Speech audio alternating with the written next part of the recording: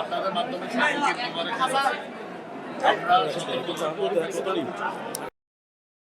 সবাই উদযাপন করতে পারছি।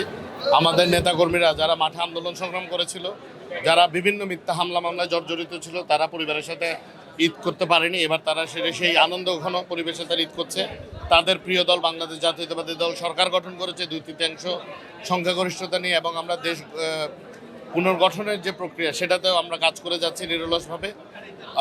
আপনি দেখবেন বিদ্যুৎ ভোগান্তি বলেন, দ্রব্যমূল্যের ঊর্ধ্বগতি বলেন, যাত্রীর ভোগান্তি বলেন, এবার প্রতিটি সেক্টরেই ব্যাপক উন্নয়ন, দৃশ্যমান উন্নয়ন মানুষের চোখে পড়েছে 1 মাসেরও কম সময়ের মধ্যে।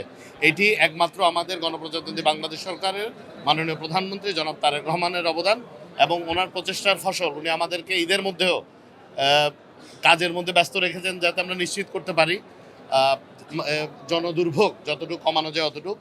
আর আরেকটি কথা হলো, আমরা আজকে চট্টগ্রামে অনেকেই যারা রাজনীতির সাথে জড়িত, আমি গতকাল আমার নির্বাচনী এলাকায় করেছি, আজকে আমি আমাদের ঐতিহ্য অনুযায়ী আমাদের শহরের বাসায়ও একটা ঈদ পুনর্মিলন করছি।